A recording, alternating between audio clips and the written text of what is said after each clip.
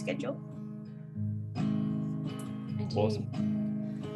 So I just wanted to say welcome to Absolutely Everyone. We're stoked to have you here. And I just wanted to begin this session with an acknowledgement of country. For Wild Places, at For Wild Places, we really want to acknowledge the traditional custodians of the land and the outdoor spaces where we live, work, and love to play in. So I want to acknowledge the Gadigal people of the Eora Nation, who are the traditional custodians of the land on which I'm on today, and pay my respects to the elders past and present. I also want to extend respect to any Indigenous and Torres Strait Islander people who are joining us online today. And I also want to acknowledge the traditional owners of the land for where everyone is actually joining us from today, and feel free to put that into the comments as well where you're joining from. I am absolutely stoked to introduce today's guest speaker, who is Riley Edwards. Riley is a founder of Climbing Cuties, which is a Naarm-based, also known as Melbourne-based LGBTQ friendly social club and advocacy group. I am a huge believer that we first need to actually learn to love and accept ourselves in order to be able to confidently participate in outdoor spaces and protect the wild places that we love to explore and protect and be part of. And I hope that everyone joining us today will actually learn from Riley and Climbing QT's advocacy so that we can all create affirming spaces. So I will hand it over to Riley. Thank you. Now, can I just check that there's nothing that in the way of the screen? You can all see the presentation fine. That's all good. Should I just get started, or do we want to wait for any more people to join? It's up to you.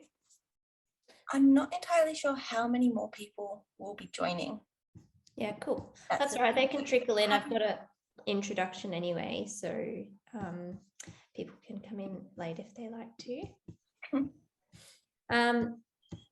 Great, thanks for the introduction. It's always weird hearing people talk about me. So yeah, my name is Riley. I use they, them pronouns, and I'm currently the president of Climbing Cuties. So throughout this session, we've got 1 hour together. If you do have questions, do pop them into the chat. I've got that open, so I'll try and keep an eye on it as I'm going through. Otherwise, you're welcome to turn yourself off mute and just participate in the conversation. I've got a few activities for us, so I would actually love if we were all sort of actively talking and engaging in the space together. This is a safe space for learning as well. So don't be worried about, asking a silly question or offending anyone. Obviously, there may be LGBTQ people in this space with us together, so just keeping that in mind. But if you do choose to talk about other people in your lives, just making sure that we de-identify them as well, just to protect privacy.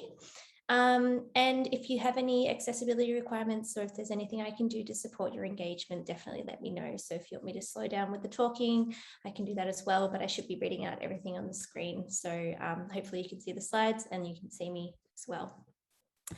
So before I get started, I would like to acknowledge that I am climbing, working and living on the lands of the Wodjabuluk people, and I live in Naarm, so in regional Victoria.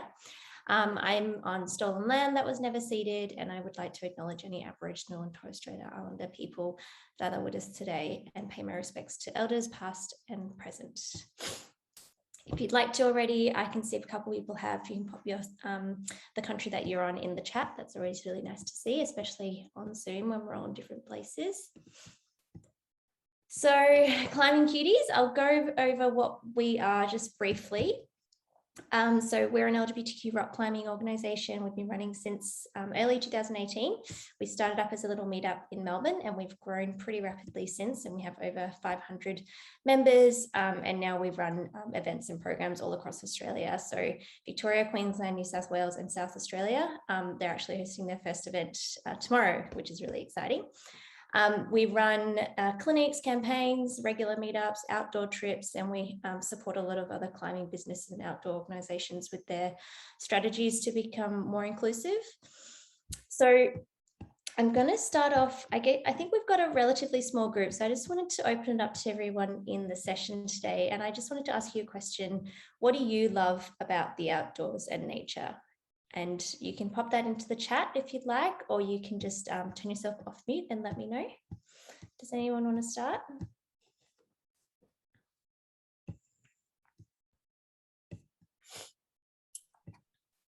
I can go.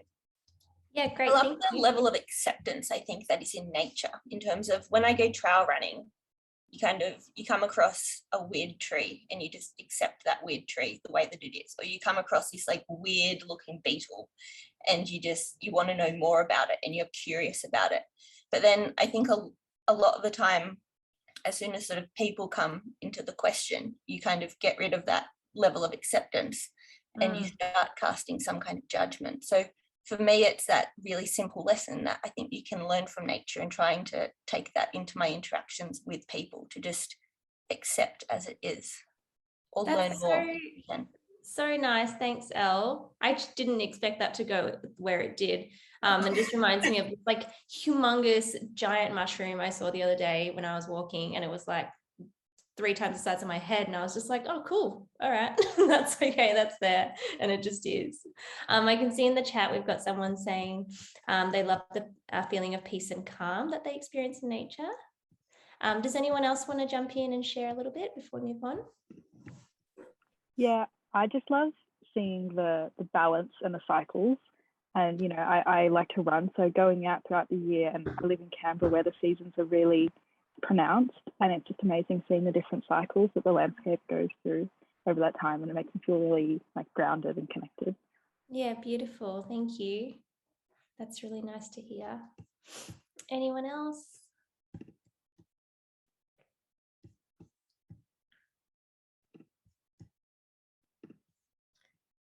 Okay, great. So we'll move on. But if you want to, just pop it into the chat if something comes to mind, or you can just hold on to that thought for yourself as well, because we'll be thinking about that a little bit throughout the session. So yeah, I guess whether it's, you know, climbing or trail running or hiking or walking, or just, you know, enjoying nature in all the different ways that we have, I guess whether we do it solo or we enjoy with other people, we all have an experience there. And I think it's probably why we're on this session today, because we really get something out of being out in the outdoors. So why is this important to our shared community? And I know I'm a climber, so that's my sort of predominant sport, but I definitely, you know, make my way to the crag, you know, whether it's running or walking in some hurried way. And I do a bit of running as well. So I think like maybe we'll have something in common.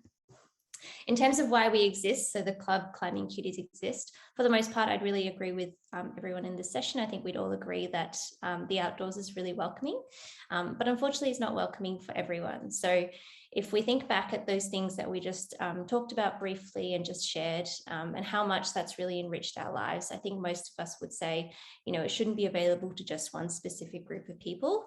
But unfortunately, a lot of people still face really like multiple barriers in terms of accessing all those mental health and physical well-being benefits of connecting with nature. So I just wanted to quickly share how I got into climbing and how I found myself in the outdoors, because my parents are not very outdoorsy people. So it was a very foreign landscape for me until sort of in my mid-20s. So 6 years ago, I was really struggling with my mental health and my physical health as well. I was rejected from my family because I came out to them, and then I didn't really have a really reliable source of income at that point in time. I was really lonely and sort of struggling with everyday life. I went out partying a lot, and I picked up a relatively unhealthy lifestyle. And then I met someone, and they took me to an indoor climbing gym, and I was immediately hooked. And I don't think I need to explain the rest, but basically within 6 months' time, I was wearing Patagonia and had my smelly climbing shoes hanging off my backpack pretty much 24/7 on a carabiner. And then I guess most importantly, I had a big lifestyle change. So I stopped partying and I picked up a really active lifestyle. I wanted to be just really strong and climb all the time. And I went camping for the first time. I realized how nice it was to sleep under the stars at night. I managed to hold down a consistent job to fund my expensive climbing obsession. And I met all these amazing people that I probably wouldn't have spoken to in any other situation, because we all just wanted to go climbing together.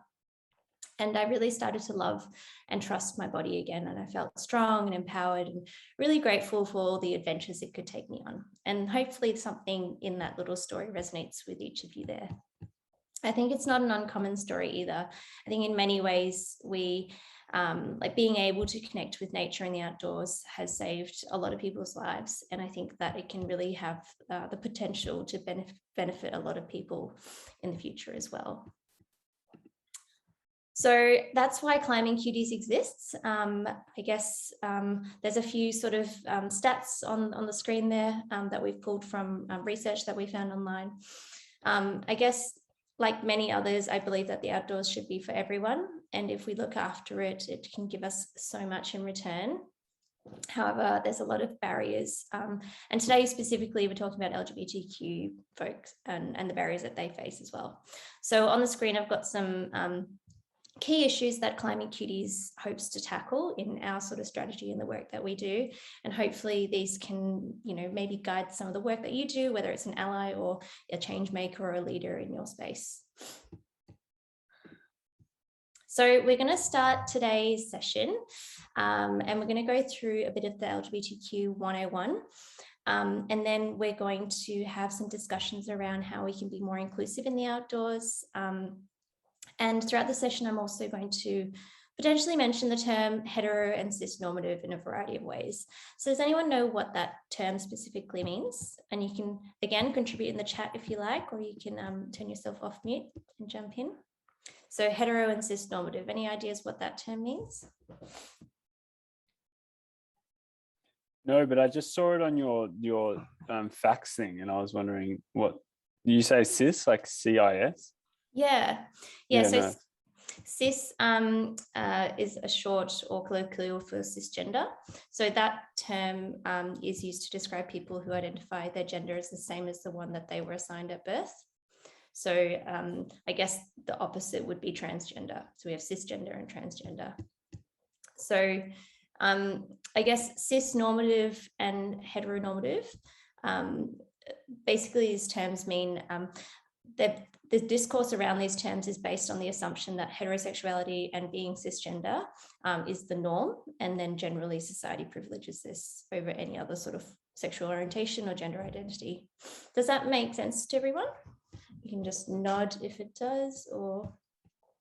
And so I can go back to the previous slide and look at that one for you. Was it on the second one? So many gyms and outdoor spaces are cis, straight, white, male dominated spaces.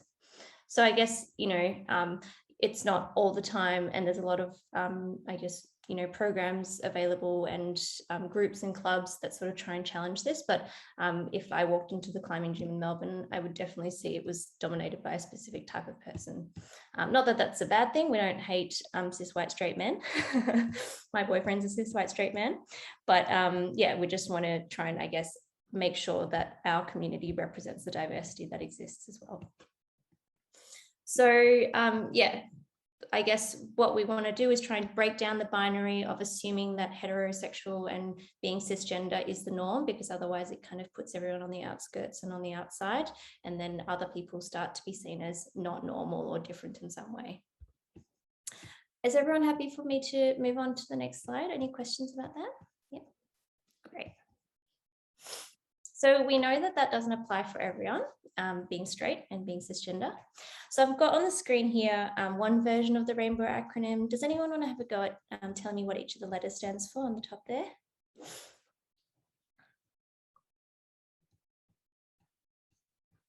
Any thoughts? I can go.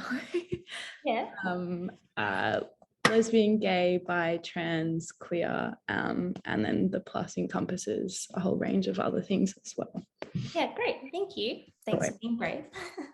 So this is just one version of the acronym and the one that we use at Climbing Cuties. And often I get people asking me, you know, which one should they use, or, you know, which version is correct or incorrect. And in short, there's no necessarily right or wrong answer. There is some history behind why the Elle is at the front, and it has a lot to do with the advocacy that the lesbian community showed during sort of the HIV and AIDS pandemic at the time. So that's an interesting story if you want to look that up.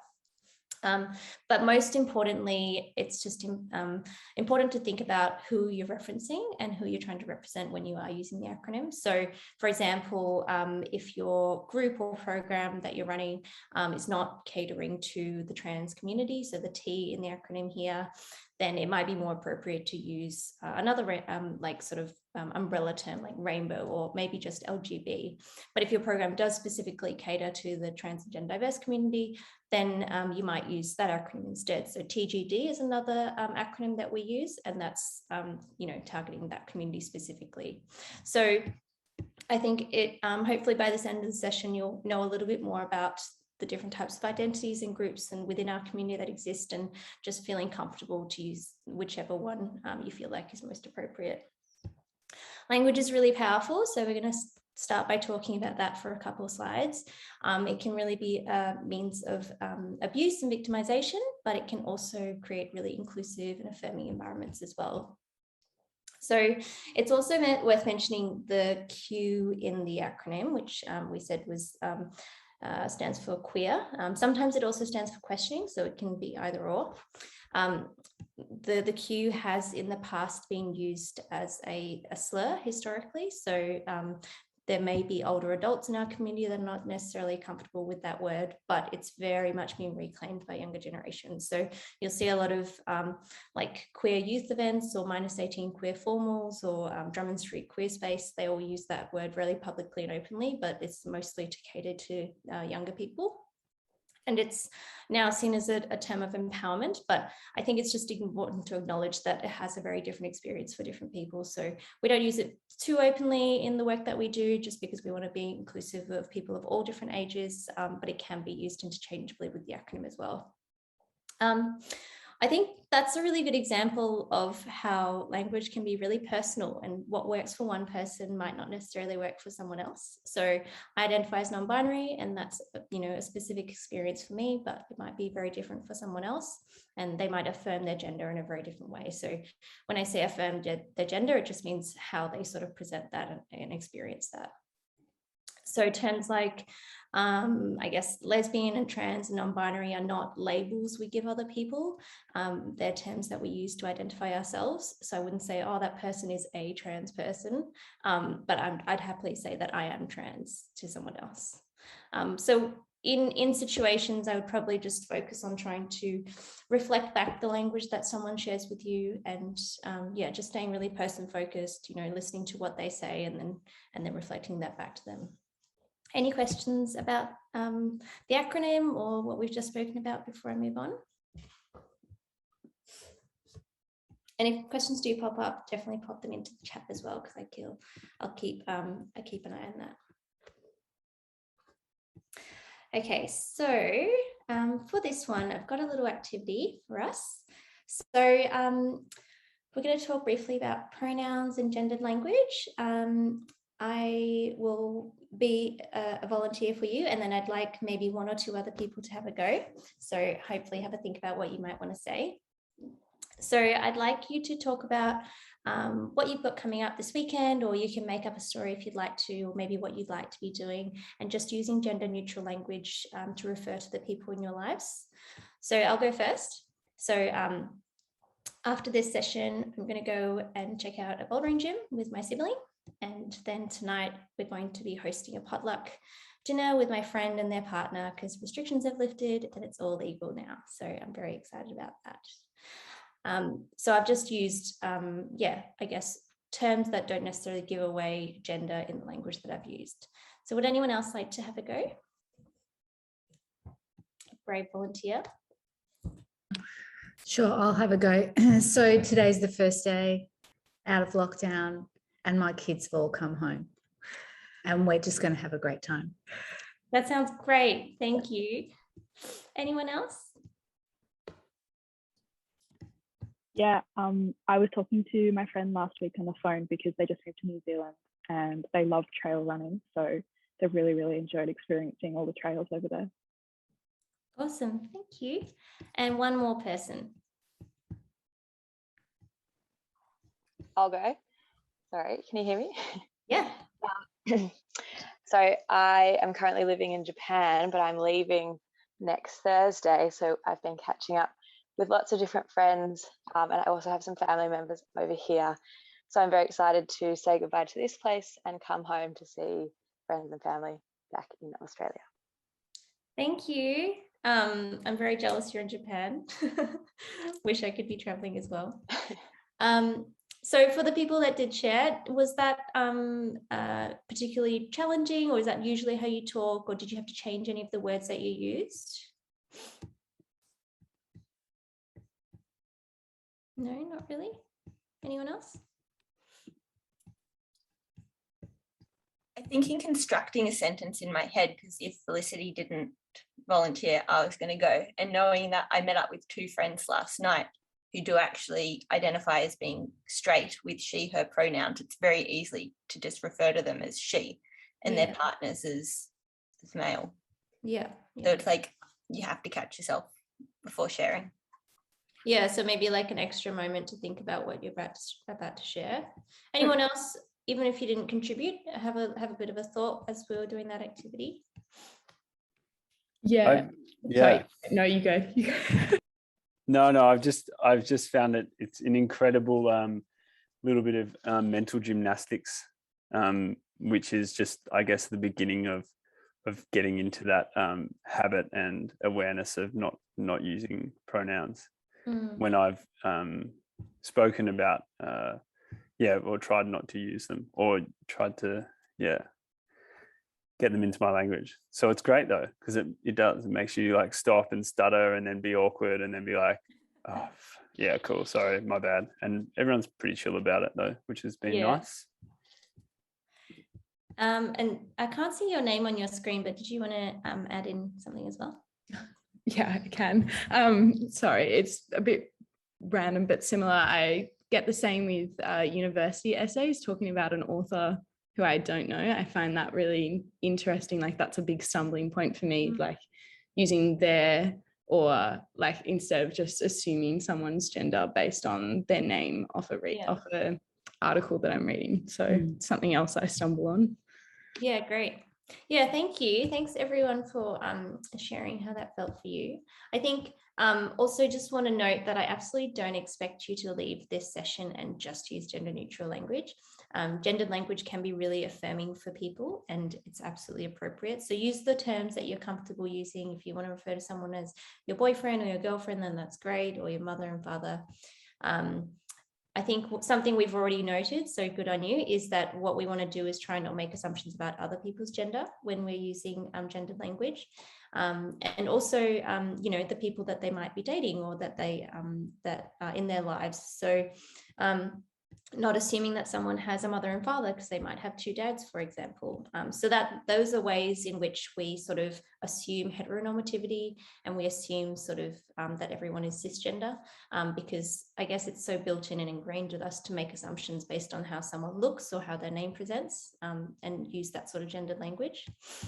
So it's a really good tool to start creating more inclusive spaces, because those little changes in the way we talk and communicate can sort of signal to the wider LGBT community that, I know a little bit about this, and I'm going to try and sort of make you feel welcome in that way. I also get asked a lot about pronouns. So on the screen, I've got some tips in regards to how you might sort of, I guess, change the way instead of making assumptions about people's pronouns. So a pronoun specifically is a word that replaces a noun in a sentence, but here we're often talking about someone's, someone's name. And in English, we have this, we don't like to say someone's name over and over again in a sentence. It kind of sounds a bit strange. So often we'll put a pronoun in after we said their name once. But that is one really simple way to avoid making assumptions about someone's pronoun. You can just say that person's name as a substitute. And it is really acceptable to use they, them pronoun as a gender neutral pronoun if you don't know what someone's pronoun is. So that's another easy, simple sort of way to swap that around. But I also want to remind people that, we don't want to make it compulsory for people to share pronouns. I think a lot of people like to jump on the bandwagon of being like, pronouns, let's put it everywhere. Let's do all this. Let's do a pronoun circle. But some people are not comfortable sharing, or they might be going through a process of affirming their gender. And, it's something that they might take time to share with the wider community. So there's that. And then there's also the fact that we already use gender neutral pronouns, so that they them pronoun. So, for example, if someone left their wallet at a table at a cafe and you didn't see them leave, you'd probably go to the barista and say, oh, they left their wallet, and it's already happened. We've used a gender neutral pronoun because we don't know what to assume, whether it's she or he. So I guess it's just about practice and trying to unlearn a lot of those behaviors that we've been taught for a really long time. And other things that we can do is we can put them into our Zoom name, which I can see a few of us have done here as well. Email signatures, name tags, posters, surveys, lots of different places to sort of continue signaling as an ally to the rest of the world. Yeah, any questions about that or gender neutral language in general before I move on to the next topic? I had a quick question. If you were in a role where you were facilitating some kind of meeting, especially if it was the first meeting where it might be expected that you could do introductions, so would you suggest saying something like, you know, we'll go around the circle, everyone say your name, and if you would like, you can say your pronoun? Would that be something to say, like in regards to your tip, or yeah, just not saying anything at all? I think that's a really good question. So I actually made the faux pas at this little book club that I went to and was like, oh, we've got some new people in the book club. Let's all say our names and share our pronouns. And then immediately one person stood up and just like silently left the room. And they were one of those people that were going through a process of figuring that out and just was like so taken aback, and they felt so uncomfortable. And so I learned a lesson there to make sure that it's not compulsory. So like you said, I do the same thing. I'd probably say, hi, my name's Riley. I use they, them pronouns. Now, if you want to introduce ourselves, option to share your pronouns as well. Or I could just leave that bit out. And because I've said mine, someone else might say theirs as well. So that's like I guess, an indirect invitation to share. Yeah, great question. Any other thoughts, questions?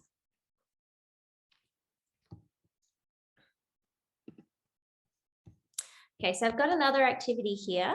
How many people do we have?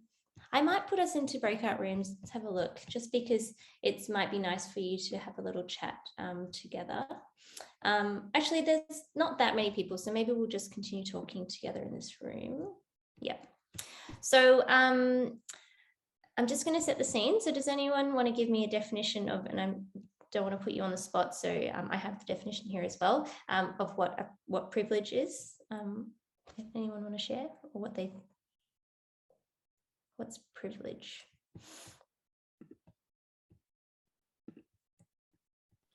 Privilege is invisible until you hear about privilege, and then you get hit by a truck to realize how fucking privileged you are, and then you're like, oh shit. But then and then you kind of feel really bad about it, and then you figure out a way to live really privileged, but also like use your privilege sometimes. Some people do that, sometimes they don't. I really like that, actually. And we're going to be talking about a few of those things in that sort of little bit uncomfortable feeling that we sometimes have when we realize as well. So I guess the dictionary definition of privilege I'll share with you is that refers to ways in which individuals enjoy particular advantages in life due to nothing that they have done themselves, but rather aspects of who they are or how they have been raised. And you can't choose privilege, otherwise we would all choose it and it wouldn't exist. So, so the activity I just wanted us to do together on the screen, and based on those identities that we have on the screen that I've made up, and I'm sure people live, is maybe identifying some of the barriers that these particular individuals would face in terms of accessing the outdoors. Or maybe it's your particular activity that you enjoy, like trail running, for example, or for me, it might be rock climbing. So yeah, just maybe we can throw out a few little facts, just choose any of the ones on the screen, and what's a particular barrier that one of these individuals might face. So I can start. I think for me, the queer youth living at home, we do have a lot of queer youth that come to our events. We have one person who gets on a bus and comes 8 hours from Mildura just to come to a meetup on a Saturday. It's just, you know, so much effort, but it's because they feel very isolated in the community that they're in. So maybe not having access to other role models and peer support could be a barrier. Anyone else want to share?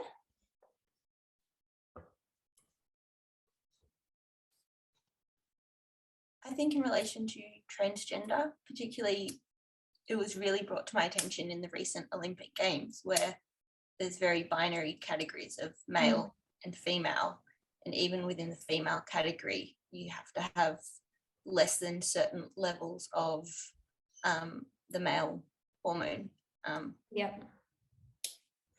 absolutely. So it's the even in sort of those competition spaces, especially the ones that lead into the Olympics, there's some people just can't commit or like participate. And so participation is a huge barrier for people in the trans and gender diverse space. Absolutely. I can go. From the monetary side of things, I work at a bouldering gym, and I know it's very unequally expensive for people who don't have access to that kind of excess money to spend on outdoor pursuits, which is the same for a lot of outdoor activities. Like you've got to have a car, fuel, gear, all of that kind of stuff. So yeah, totally. I know one of the gyms in Melbourne at the moment, they charge $25 an entry. Yeah. Like, what? At least plus shoe hire. Like I go climbing 3 times a week. Yeah. And then it's easy to forget, you know, do we have access to a car? Wait, how did you get a car? Access to fuel, all the camping equipment, all the other stuff that comes into play. Yep. So finance is a huge barrier for some people. And then also thinking about, you know, okay, to, you know, some people might say, oh, we'll just get a job. Well, trans folk are, you know, disproportionately discriminated against in the employment sector. So getting a job is really hard for some people based on their identity, not because they're trans, but because of bias and discrimination and harassment. Any other thoughts? I think it's really, really incredible how our society deals with people with disabilities.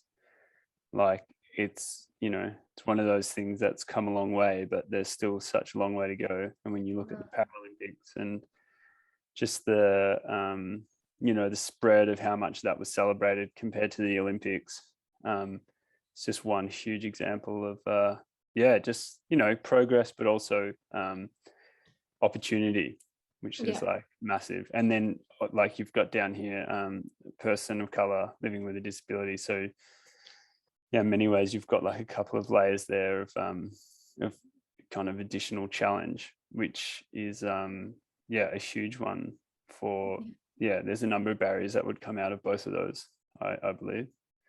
Yeah. So I think you're also touching on intersectionalities there. So a lot of these people on the screen have intersecting identities. So there's multiple layers to, you know, why they might not be able to just walk into a gym and go climbing, for example, or just go outdoors and go for a hike. And you're absolutely right in terms of the person with a disability. I know that we host an event at a ropes gym, and we have always in our subtext, you know, let us know if there's any way we can support your participation, just so people feel like they are invited to share.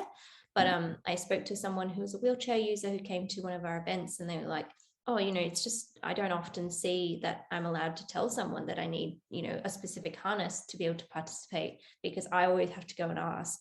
And then there's me, you know, do I call the person at the climbing gym, and then do they even know what I'm going to be talking about? Do they know what I need specifically? So trying to flip that and take the burden off the individuals and be like, how can we support you, rather than expecting them to, you know, come to us and always ask for requests. I think it's something we can do as allies. Absolutely. I think also one thing about disabilities is like the patience required, you know, like we cannot, like a lot of people that are maybe, you know, have kind of more use of their limbs and stuff like that, and they can do things a lot quicker, etc., and might understand things a lot quicker. And so with people with disabilities, there's like, or different abilities, you know, it's just it's a huge patience game, and just being like okay to you know, even just go for a walk, because that for some people is like getting outside is amazing. And it doesn't always have to be like running or climbing or anything like that. So yeah, patience is huge with that. Yeah, absolutely. Thank you. Any last thoughts before we move on, or even questions about this like particular thought around privilege?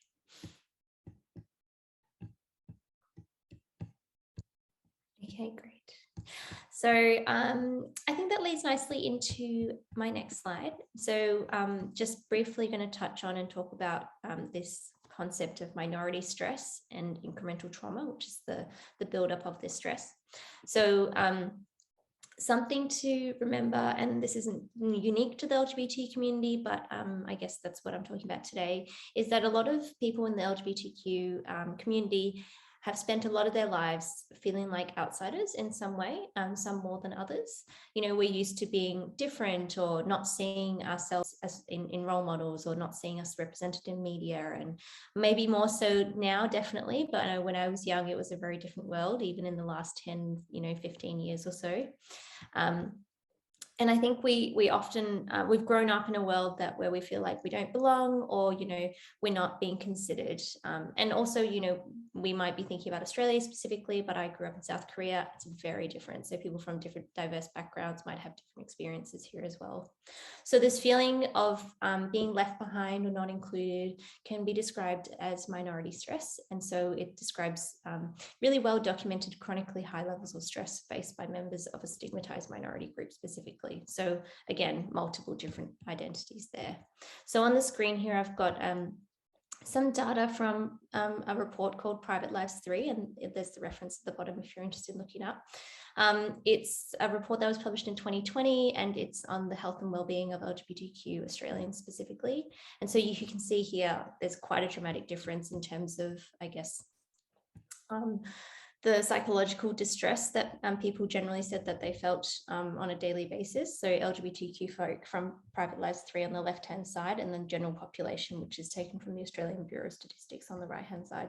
So a huge disparity in the orange there, and then on the green as well. So I guess when someone says to me, oh, but they didn't, they didn't apply for the job, or they didn't nominate to be the role of president or whatever, and they say, oh, but they're not interested in speaking at the event. I think if we can have a think about how minority stress plays into this outcome, that's a really good tool for us to have as well as allies. Maybe they didn't nominate because they're used to being rejected, or they're used to the bias. Maybe they didn't show interest in talking because last time they spoke up for themselves in public, no one listened to them and no one stood by them. So I think this is where we start to think about equity rather than just equality, trying to make sure that we can create equitable pathways for certain people based on the fact that in everyday lives, they're treated very differently. And so incremental trauma is the buildup of this stress, and we feel it as a whole community as well. So, even if I haven't been subjected to physical harassment on the street because of, my non-binary identity, I know that someone else in my community has. And so that makes me afraid to go out at night in a particular place or a particular suburb. So we all sort of feel the stress as a community and as a whole. Any questions about this, or any thoughts you wanted to share? Just noticing that perhaps I'm of an older generation than most of you here today. It actually makes me think of my early career as a woman. Now, I know it's a little bit different, but when I look at that, and I was going to make a comment about the previous slide, and it's connected, is that you need to be able to see that these are my people. So if there's no one there like you putting your hand up for those roles that all the men were putting their hand up for in the 80s and the 90s, and you just feel like you are not represented there, it has a compounding effect on your own behaviour. So my comment about your previous slide was, having role models, you walk past a gym and you see people there, you connect with people there who you can connect with, means that you want to go. And if everyone is not like that, it's really tough to be the first person to put your hand up. That's all. Yeah, no, that's so important. And thank you so much for sharing. And I think that's so critical for a lot of younger people to see role models in, whatever activities we want to do, so that we can say like, oh, I can do that. It's inspiring, and it means that we feel like it's possible. So, and we'll touch briefly on role models in the next few slides as well. So I'm really glad you brought that one up. Thank you. So I have one last activity for us to sort of have a discussion about.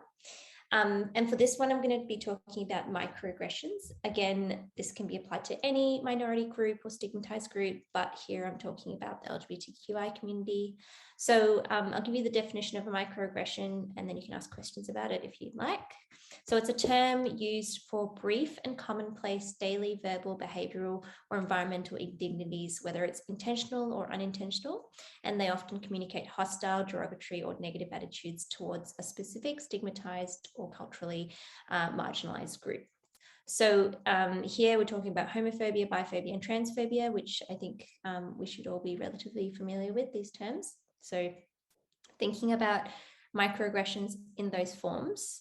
And the activity I wanted to do together was to have a think about examples of microaggressions. So they're not the nicest things to think about, but I think it's a nice activity to start to just linger on, just because then we can start identifying them in our everyday situations. So does anyone have any questions about that definition, or want to jump into giving examples?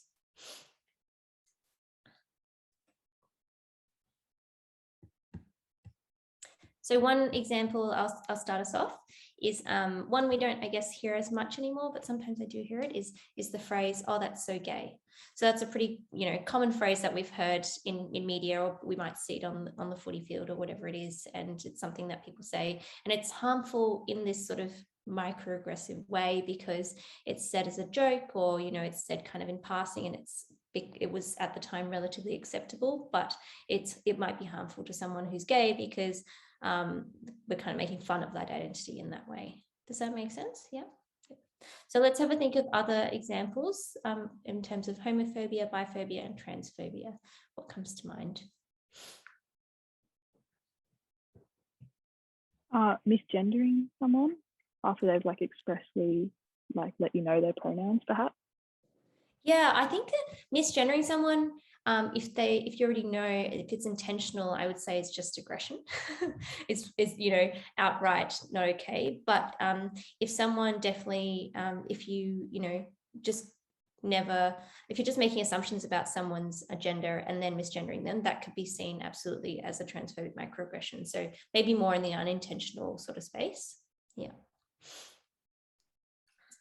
So even, saying, assuming the gender of someone's partner, when you notice that they've got a wedding band on or something, and saying, "Oh, what's your husband's name?"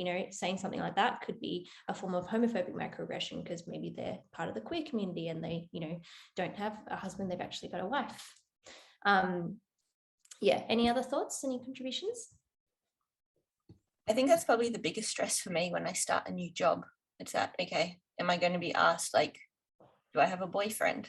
And then it's then on me to actually need to correct them. Yeah. Or just be no.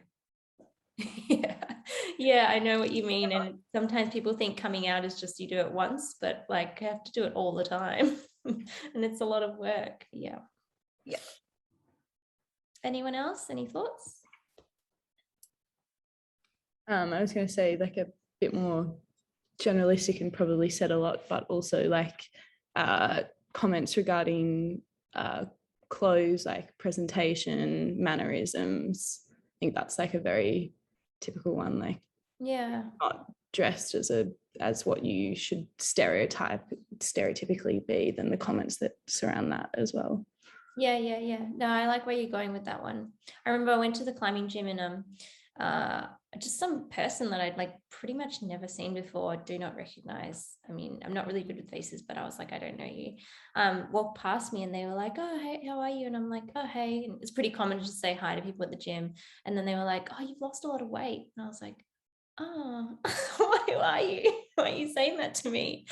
And it was really strange. And I was "Is that a I was in my head, just is that supposed to be a compliment? But then it feeds into all these ideas of I don't know why are they looking at my body? What are they saying about me? What are they?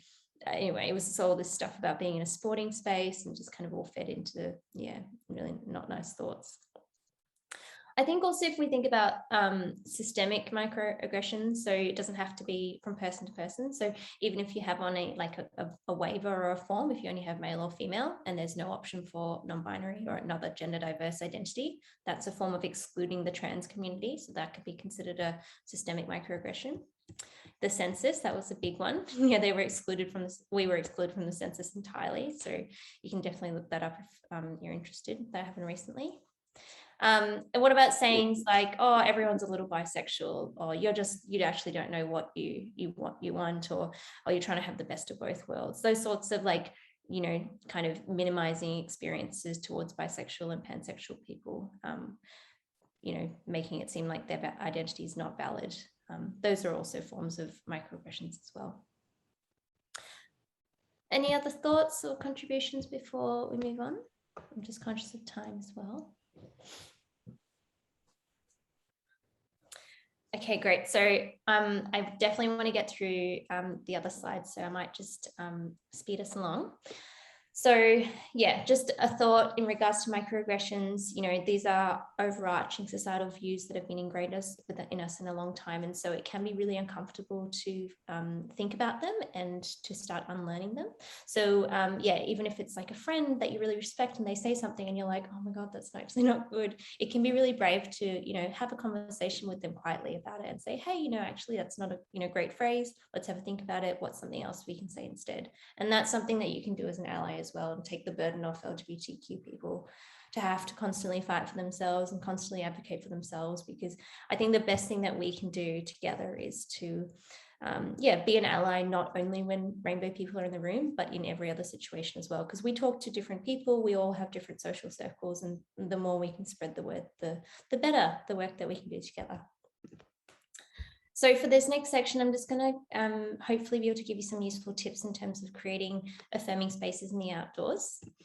So actually, I'll stay on this one for a second. So I guess, you know, when I'm talking about the outdoors and we're talking about nature, I've heard a lot of people say to me who kind of challenge the idea of the work that we do, you know, oh, I don't care who you are or what you are, just go outdoors and enjoy the hike. And, you know, when I'm outdoors, it's just me in the mountain.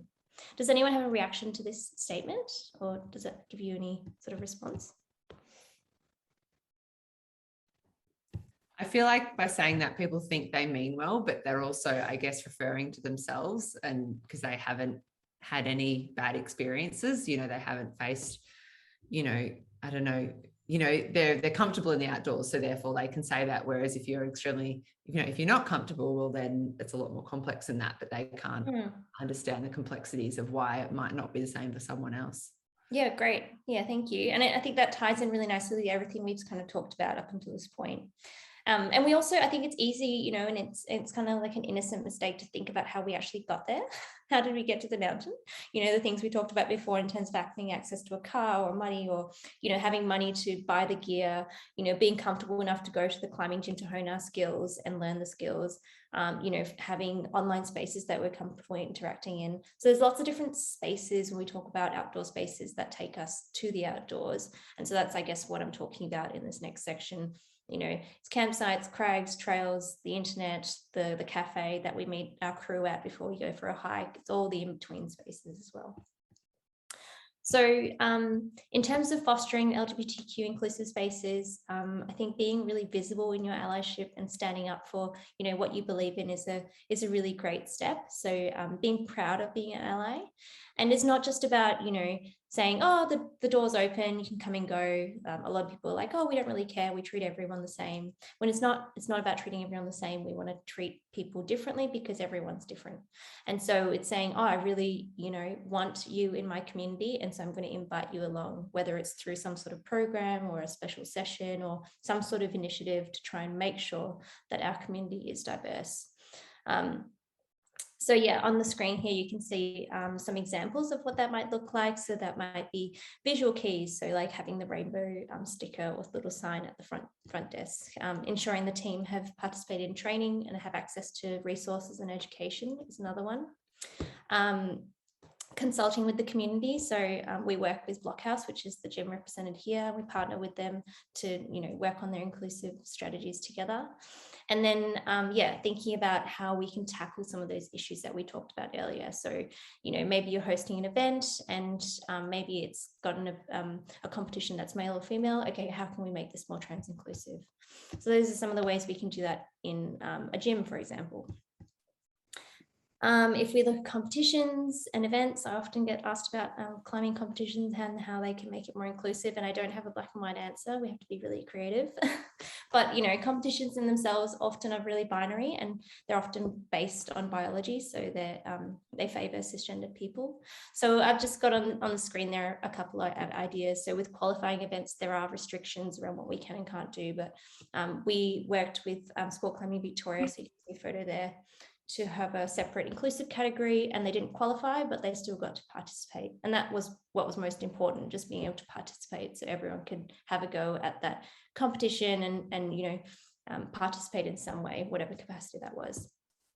And then with community events, if you don't have to qualify, it can be really creative, you know, it might be a really good learning opportunity, and to have a think about what can you do differently in regards to how you're going to host the event as well.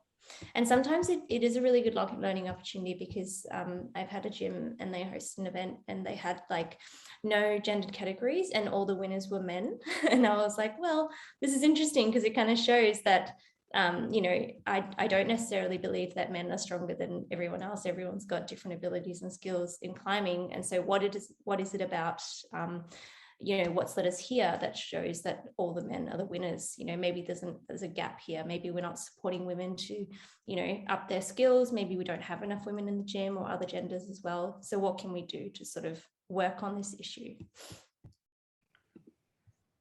In terms of facilities and venues, I've got a few more tips on the screen, and I'm happy to share my slides with people as well if you wanted to take them away. But yeah, I guess, you know, we can talk more practically about having inclusive spaces, you know, not just men's and women's change rooms and bathrooms. That's often a topic that I get asked about, but there's other ways to create inclusion. So making sure that your staff are trained, you're not directing people to the men's or women's facility just based on their gender as well. People can choose whichever facility they like, and just clearly supporting like trans folk in all aspects of the work that you do. So yeah, I guess, yeah, we can talk a bit more about this a bit later on. I'm just conscious of time, so I'm going to move on. And here I've got some examples of how you might be more inclusive in the digital space. So again, we're working with Blockhouse, and we have LGBTQ ambassadors, and they also share their pronouns in the social media work that they do. So that's really simple, and it doesn't look strange, and it's not awkward and weird. And it's really nice for people to have like positive role models to look up to as well. And then representation. So on the screen here, I've got a quote from one of our youth climbers, youth members, who had a really nice experience coming to one of our events. So yeah, representation is really important. Again, it supports inclusion. And yeah, it means that young people have someone to look up to. I remember someone saying to me, oh, we want to give LGBTQ people the confidence to step into leadership roles. And I was like, I know that they have really good intentions, but we have confidence.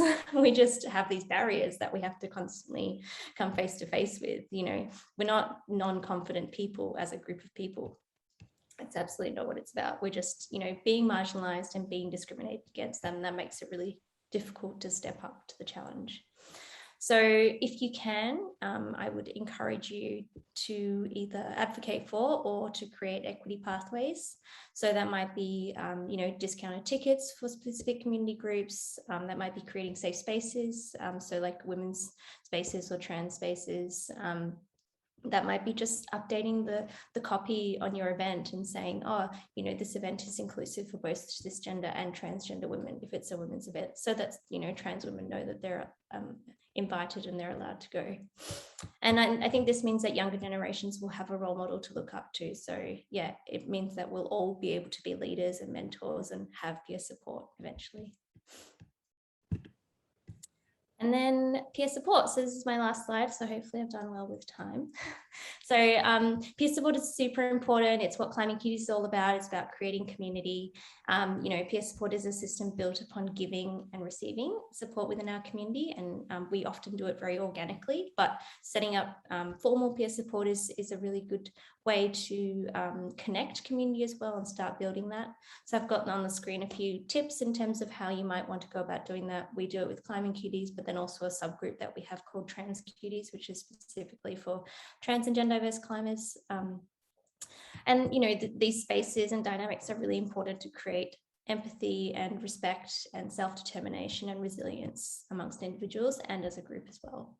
So having dedicated roles, creating structure and consistency, and then being really patient. You know, don't expect to host an event and everyone will show up. You have to do it sort of weekly and really consistently, and wait for that sort of trust to be gained and built. And then documentation is a really good way to sort of make sure that you're on track, or that you have, you can apply for grants and funding. It's a really great way to sort of show the wider community what you're doing as well. And making sure you consult with us, you know, rather than assuming, you know, what we need. That's another hot tip I would recommend. So talk to the community so that we can tell you what we would like to see. And then I've got some last little points in terms of allyship in general. So yeah, treating everyone with respect, creating inclusive culture. So, you know, we're an ally inclusive club, Climbing Cuties. We're not about creating a separate, you know, subgroup in any way. Everyone's welcome and everyone can come along. It's just more about cultural change. Elevating our voices, so speaking up for us as well, standing up for our rights. And then, yeah, showing up and making it visible. And we're all learning at a different place as well. So continuing that learning journey is really important, not assuming that we know everything in one point or that the job is done. So thank you for coming along. I hope I didn't talk at you too much in that second half, but I really appreciate all of the contributions and everything that you shared with me throughout the session. Yeah, I've got my contact details on the screen there if you do want to learn more and find out more about us. But I don't know, Elle, if we wanted, we could have a bit of time for questions as well, if people wanted to keep talking.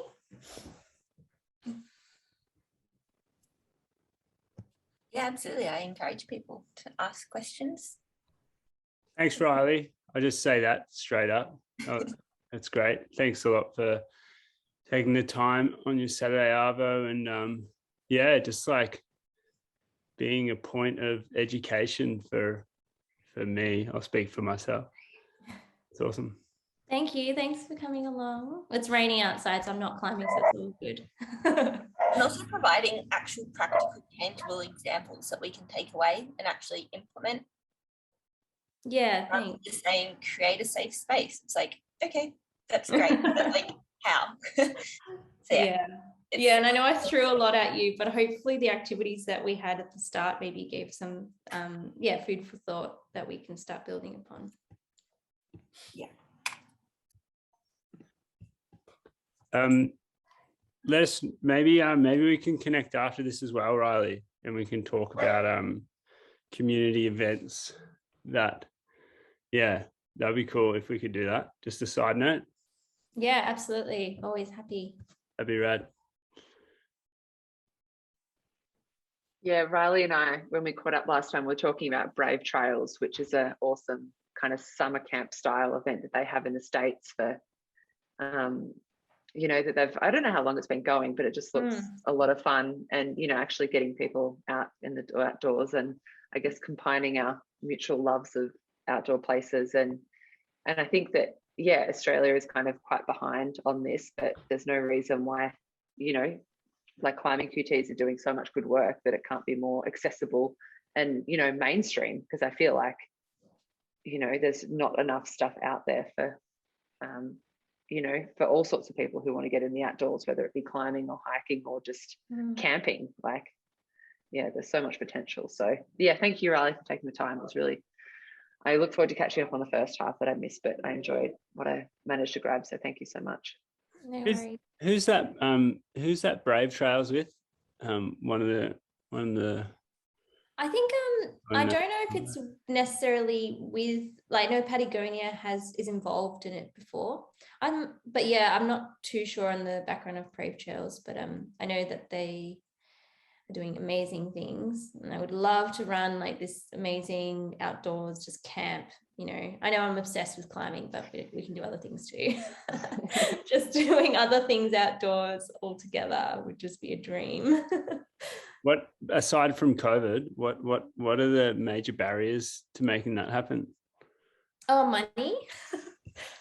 Support as well. I think climbing is a relatively in terms of climbing cutie specifically, it's in the Olympics, but it's still kind of like this foreign idea to a lot of big brands and organizations, I think. So getting big monetary support is kind of what we need to get going. I think it's a volunteer run org, and it's basically just me and a small handful of other people, and we just do it in our free time. So it's a lot of work and we just need people to notice us, I think.